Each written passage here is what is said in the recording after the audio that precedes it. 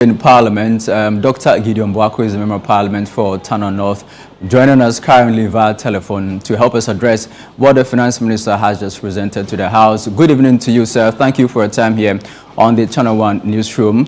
If we're able to stack up reserves enough to give us 15 months of import cover by 2028, that would be great, right? Yeah, Charles, you're right. I mean, it's important to keep reserves. Just like your normal life, you need to accumulate something for the future. So there's nothing new about keeping reserves, and we all know the importance of that.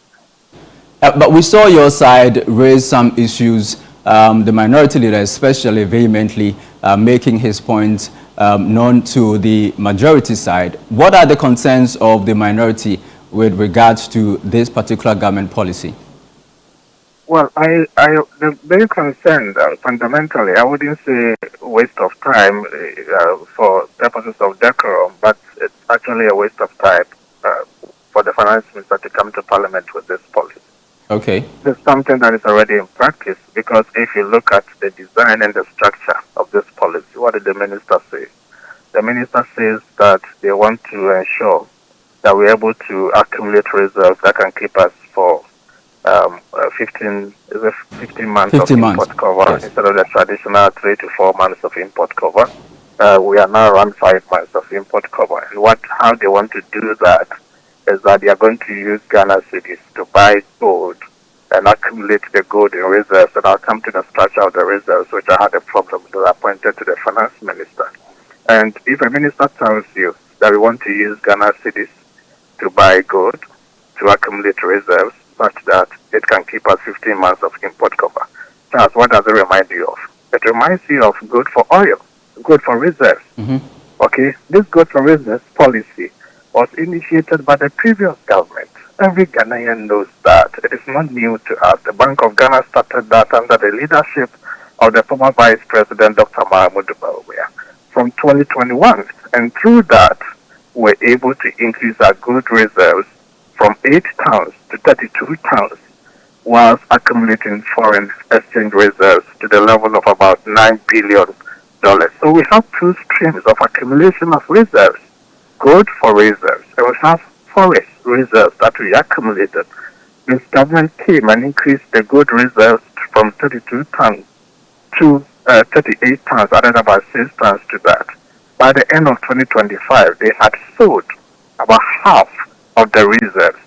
So the whole mechanics and structure of this policy that is being rebranded by the minister is the same good for reserves. There's nothing different. So it beats the question, but that's the question why the minister would spend time and come to Parliament and announce it as if it is a new policy. This is something that is ongoing. You see, if you want to continue something that you inherited from the previous government, we have to be candid as a country and as a people. Where somebody has done something good and we want to continue, we just come and continue. Or you keep quiet on it and just go with the practice, because government is in continue. There's no point trying to rebrand a policy that had been initiated by a previous government just because you criticize that policy. You don't want to be seen as you are continuing that, and therefore you want to rebrand it. And it is part of shame that they are doing that, because remember, in opposition, they said all kinds of ills about a good for reserves. I remember in an interview, between one of your colleagues and the Bank of Ghana governor, where he backstabbed the good for reserves and said he doesn't believe in that. He doesn't believe in us storing gold. Today, you have come to government and you have realized that that policy was a masterstroke, was a game changer for the economy, and that is what is holding the currency to date. Now, if you don't want to give credit to the previous government, you don't want to give credit to Bawumia for all the things he said against that, keep quiet, go ahead and implement it. Don't come back and rebrand the whole thing and come and tell us that the good for reserves policy that is anchored or practically based on buying of gold with a local currency to store as foreign exchange or reserves, you're going to do the same thing and you give it a different name. To be honest with you, in all fairness, in all seriousness, that is not the way to go. But that is just by the side. The other thing that is not clear, and I raised it in Parliament to the Finance Minister, it also appears that because they are rushing through the thing and there's an attempt to rebrand, they don't want to admit they are making a few mistakes. The minister kept on talking about reserves. Exactly what reserves was he talking about? He mentions gold throughout, but throughout the presentation too, we have foreign exchange reserves. Gold reserves and foreign exchange reserves are not the same. Right. So there ought to be clarity that the reserves we are talking about, are we going to have a reserve miscomposition, or we are going to have reserve that is 100% gold or 100% foreign exchange? There ought to be a balance because each one of them has its own advantages to the country. While foreign exchange provides immediate liquidity for the day-to-day management of the fiscal and the economy and the balance of trade issues, gold reserves also help in monetary solidity and engenders confidence. So we need to know the composition ratio of the mix, 70% gold in reserves or 50% in foreign exchange reserves. Which way are we going? It appears the minister was confusing the two and talking about the two as if they were the same. And so they referred it to the Finance Committee. We will go through it. We'll make our opinions known to the minister because I have been part and parcel of the evolution of the Gold for Reserves program. I understand it. We had read about it. We researched into it. It was novel at the time. Today, the African Development Bank is advising African countries to go the route of Ghana by buying gold and keeping as reserves. Kenya has started. Other countries have come to Ghana. The last time the Governor Bank of Ghana spoke, he said 5 different countries have come to Ghana following our Gold for Reserves policy to learn and understudy what we have done in Ghana. It is something novel that was introduced by Baumia and the Bank of Ghana. We shouldn't try to sweep that under the carpet and rebrand it and claim it as if it is something new that has been done by this government. That is why I have my problem with politicians in this country. We ought to comment where necessary. We ought to criticize constructively where people have done something good. Let's give them their due and continue the process. That is all that we need to do for us to go forward as a country.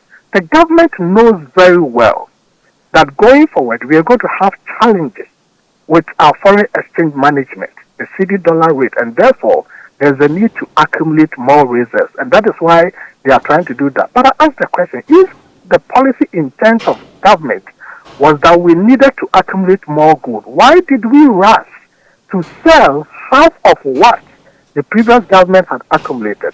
Another point that I made to the minister, which is important to stress, you see, this whole talk about foreign exchange stability is good, that we are trying to stabilize the currency.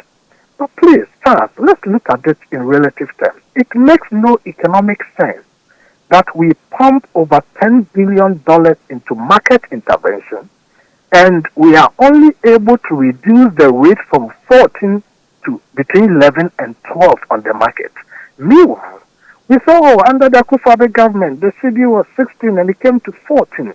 The time that it was 16 and it came to 14, the government never pumped $10 billion into the market to intervene. Right, Doc. So if you are pumping $10 billion into the market to intervene, and you are only able to reduce the rate by 2, and someone did not pump $10 billion and was able to reduce the rate by 2, it cannot make economic sense to me and value for money audit properly to me that you are doing something that is great. So while this government has done well with the stability of the city, I think that by mere fact of how much dollars we have pumped into the economy, we should have done more than that. We should ask ourselves, why are we not able to do more than that? What is going wrong, and what corrective measures can we take to stem the tide so that we can get higher gains from that? Thank you very much. That was Dr. Gideon Boako, the Member of Parliament